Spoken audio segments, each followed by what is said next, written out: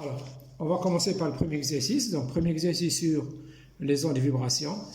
Donc, bon, ici, sur une masse accrochée à un pendule, c'est pour les pendules que j'ai ici. Mais pour l'exercice de la figure 1, donc normalement, l'énoncé est clair. Donc, une masse accrochée à un ressort de constante de raideur K. Voilà. Et on nous demande, donc les questions sont les mêmes. Donc premièrement, grand A, oscillation libre et non amortie, c'est-à-dire pas d'amortissement, pas de frottement. Déterminer le Lagrangien du système, déterminer l'équation différentielle du système et déterminer sa pulsation propre. Troisièmement, donner l'équation horaire du mouvement, c'est-à-dire la solution de l'équation différentielle, donner la période et la fréquence. Alors, on prend une feuille, on va essayer de le faire. Donc, rapidement, voilà, j'ai une feuille ici. Donc, on a une masse accrochée au ressort.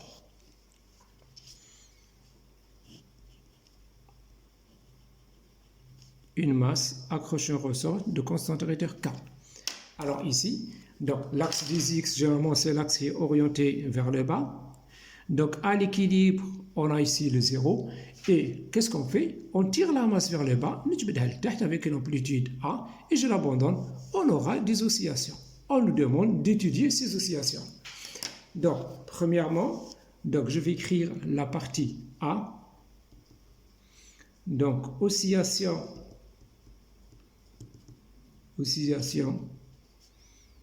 libre et non amortie. Libre, qu'est-ce que ça veut dire libre? C'est-à-dire pas de force extérieure, c'est-à-dire f de t égale à 0. Non amorti, qu'est-ce que ça veut dire? C'est-à-dire bêta égale à 0, pas de frottement. Mais qu'est-ce que c'est? Alors, la première question, on nous demande d'éterminer le Lagrangien du système. C'est très clair, vous l'avez fait tous au cours. Donc, le Lagrangien, L, tout simplement, c'est l'énergie cinétique moins l'énergie potentielle. Énergie cinétique de la masse, donc chaque fois si on a une masse qui a un mouvement avec une vitesse v, son énergie cinétique, c'est 1 demi de m, v au carré. Seulement v, on l'écrit x point. C'est la même chose. X point, ce n'est autre que la vitesse. Ensuite, moins l'énergie potentielle. Chaque fois si on a un ressort, il a un allongement x, alors son énergie potentielle, c'est 1 demi de k x au carré. Et x pourra être allongement ou bien compression. C'est exactement la même chose. L'énergie potentielle d'un ressort s'écrit toujours 1 demi de k x au carré. Si on a un allongement du ressort, 1 demi de k x au carré. Si on a compression de x, ce sera 1 demi de k x au carré. On ne trouve pas d'énergie potentielle du ressort négative. Ça n'existe pas. Alors, moins 1 demi de k x au carré. Deuxièmement, déterminer l'équation différentielle. Deuxièmement, comment déterminer l'équation différentielle? Donc, l'équation de Lagrange nous donne directement l'équation différentielle du mouvement. L'équation de Lagrange s'écrit comme ça. D par dt de la dv de L par rapport à dx point moins la dv de L par rapport à x égale à 0. Cette équation nous donnera directement l'équation différentielle du système. Alors, on dérive la dv de L par rapport à x point. On commence toujours par faire la dv de ça, ce qu'il y a entre parenthèses. Donc ici, on n'a pas de x point, donc la dv de ça par rapport à x point, c'est 0. Ici, la dv de 1 demi de mx point carré par rapport à x point, ça me donne 2 sur 2 mx point. C'est comme si on vous demande de calculer la dv de 1 demi de mv au carré par rapport à v. On aura 2 sur 2 mv. Donc, ensuite, on dérive cette quantité-là par rapport à dt, par rapport au temps. Donc, on aura d par dt de la dv de L par rapport à x point.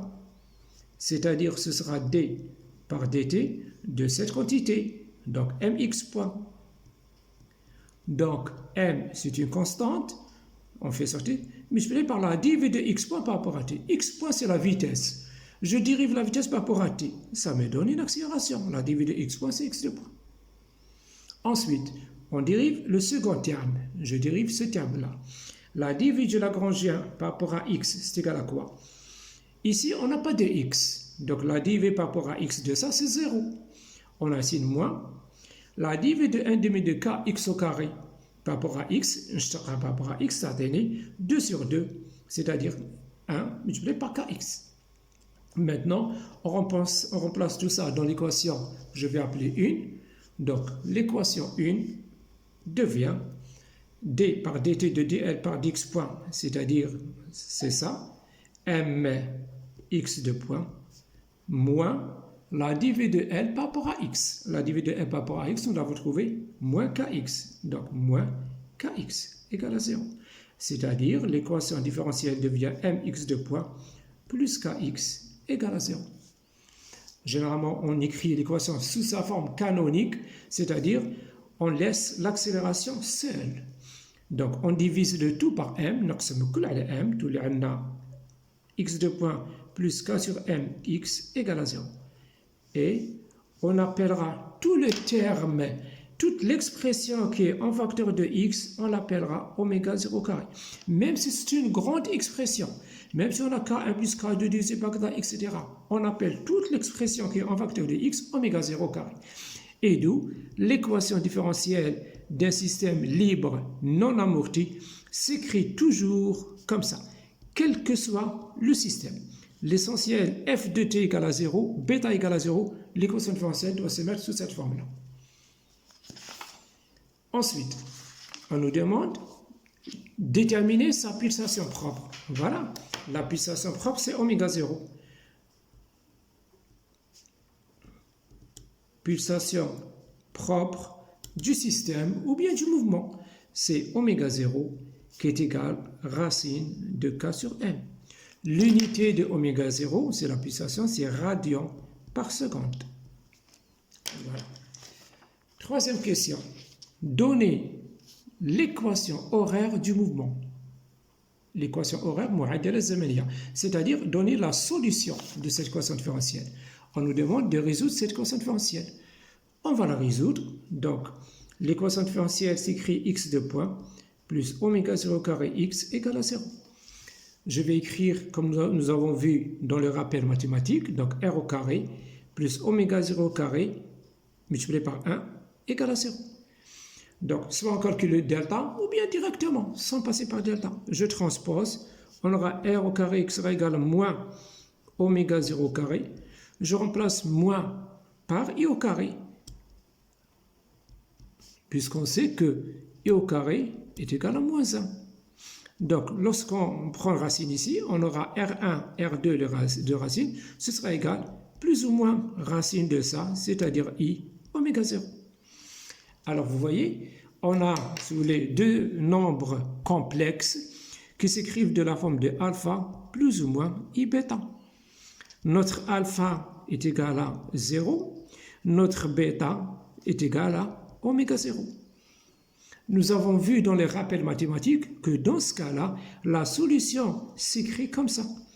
Si on trouve deux racines complexes, la solution s'écrit A exponentielle alpha t par sinus ou bien cosinus, comme vous voulez, bêta t plus phi.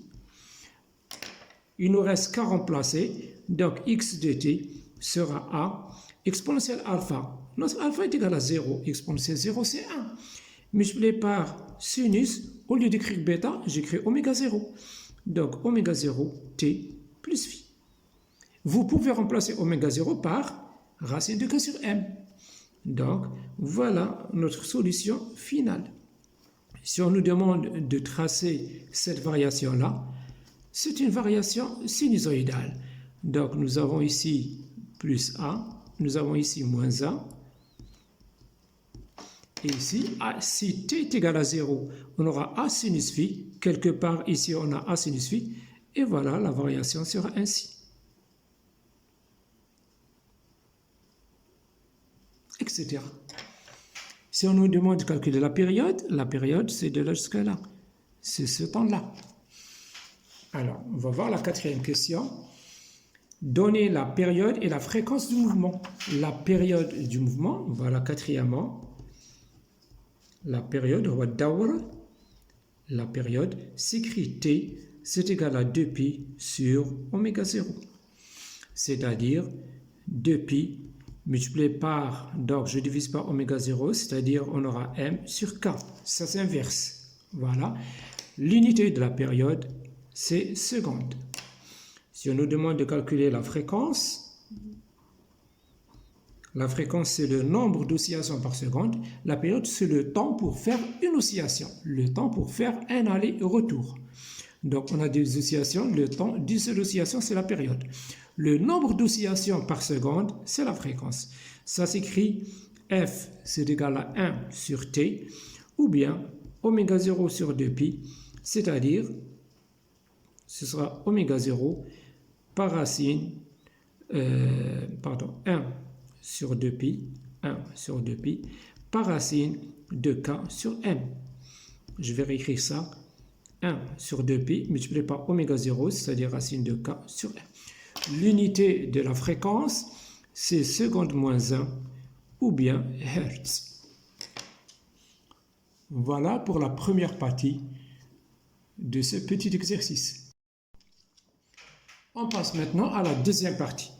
Deuxième partie, toujours une masse accrochée à un ressort, oscillation libre et amortie, c'est-à-dire l'amortissement existe, bêta différente de 0.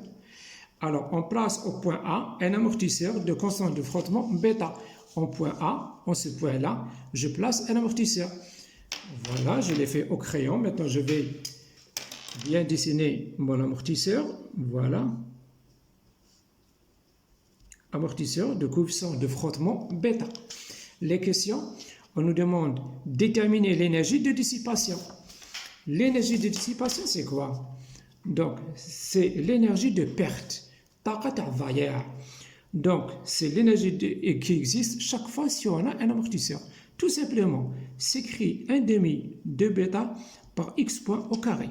Donc, je reprends notre petit dessin. Nous avons un ressort. La masse, elle est ici. L'amortisseur, il est là. Je dessine l'amortisseur comme ça ou bien inversé, c'est exactement la même chose. Ça.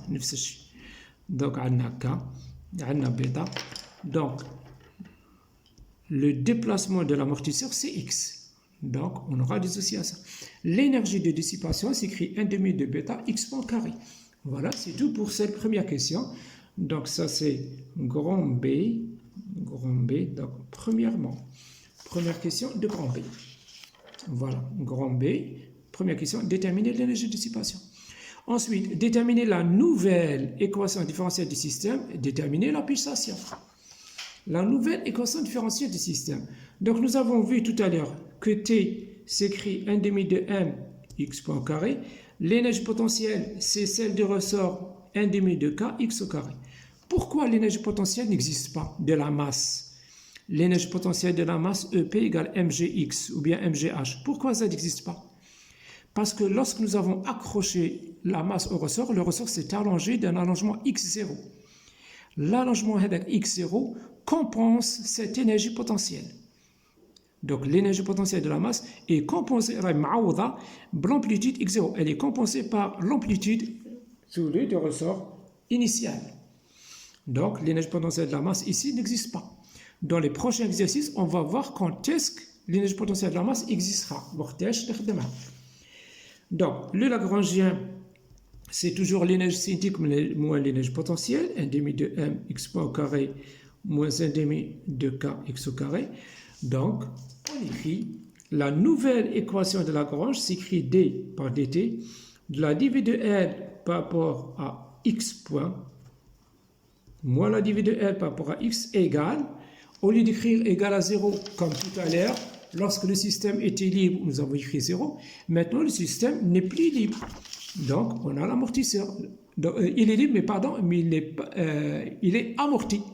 C'est un système qui est libre, mais amorti. L'amortissement existe.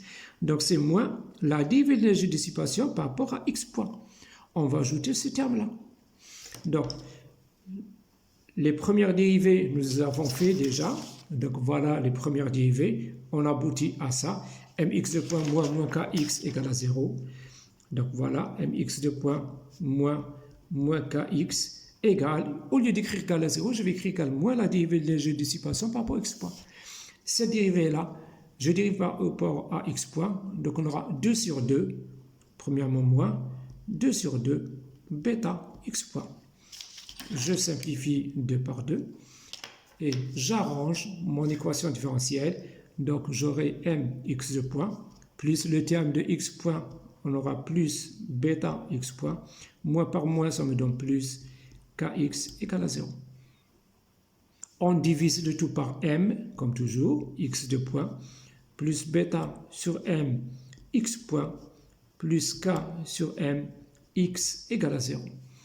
Et on pose toujours l'expression, toute l'expression, même si elle est grande, qui est en facteur de x, je la pose égale oméga 0 carré. La même chose, toute l'expression qui est en facteur de x point, même si c'est une grande expression, ça fait rien, je la nomme 2 lambda.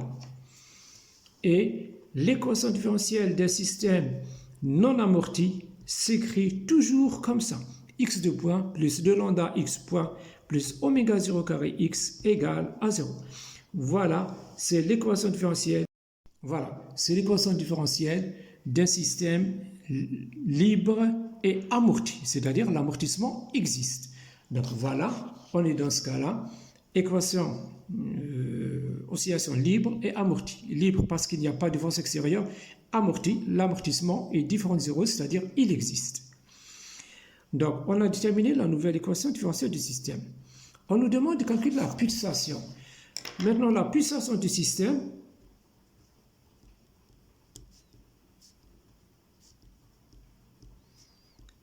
le système n'est plus un système non amorti. On n'a pas de pulsation propre.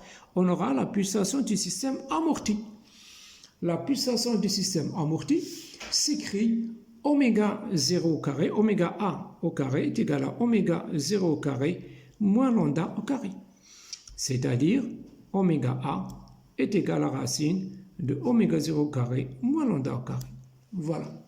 Et vous n'avez qu'à remplacer oméga 0 par son expression, c'est k sur m, et lambda par son expression. Ici, je n'ai pas écrit, je peux écrire ici, on a cette équation différentielle avec oméga 0 qui est égal à racine de k sur m, et ensuite on a 2 lambda qui est égal à bêta sur m, c'est-à-dire lambda est égal à bêta sur 2m. Donc, on a la même unité, radian par seconde, radian par seconde, radian par seconde. C'est toujours une pulsation. Lambda, ici, s'appelle le coefficient d'amortissement. Bêta, c'est le coefficient de frottement. Lambda, coefficient d'amortissement.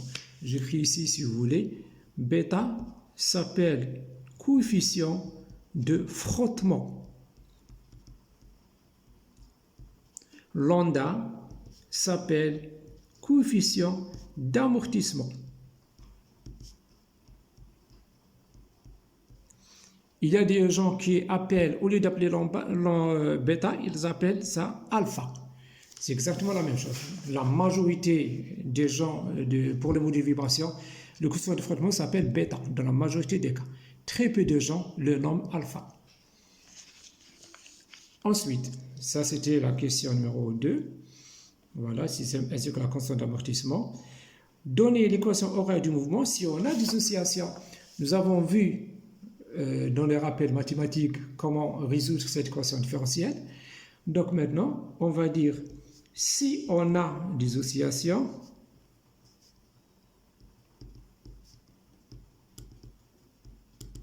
c'est-à-dire on sera dans le cas du régime critique, du régime pseudo-périodique. Donc, le régime critique, on n'a pas d'oscillation. Le régime hypercritique, on n'a pas d'oscillation. Seulement le régime pseudo-périodique, on a des oscillations. Régime pseudo-périodique,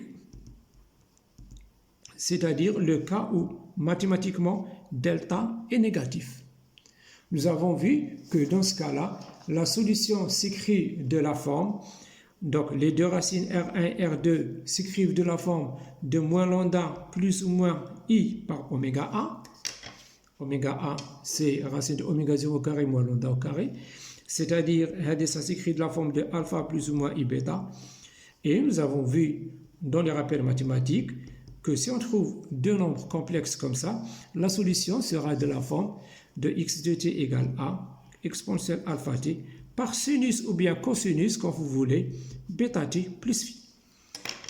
Alors, lorsqu'on remplace x de t égale a, exponentielle alpha, notre alpha est égal à moins lambda. Donc, j'écris moins lambda. t par cosinus. Bêta, c'est oméga A. Donc, j'écris oméga A t plus phi. Attention, ce n'est plus oméga 0 ici. Hein. On est dans le cas d'un système amorti, donc on écrit la pulsation amortie. C'est oméga A. Donc, la pulsation du système, notre pulsation du système, c'est la pulsation du amorti. On l'appelle la pulsation amortie. Donc, voilà. Si on vous demande de tracer cette variation, alors le tracé sera tout simplement comme ça. X en fonction de t. Voilà, ici on a A, l'amplitude maximale. Exponentielle moins lambda t, c'est une fonction décroissante. Je trace la symétrie et je trace notre fonction cosinus à l'intérieur. Voilà. La distance de là jusque là s'appelle la période ou bien la pseudo-période. Ça dépend comment vos enseignants appellent ça. Donc la période du système amorti ou bien TA. Tout simplement sera égal à 2pi sur oméga A et non pas sur oméga 0, attention. Si on nous demande de calculer la fréquence tout simplement c'est 1 sur t. Voilà, j'étais un peu rapide parce qu'on n'a pas assez de temps. Donc, si vous avez des questions à poser, vous pouvez toujours me contacter dans les commentaires ou bien dans mon Face.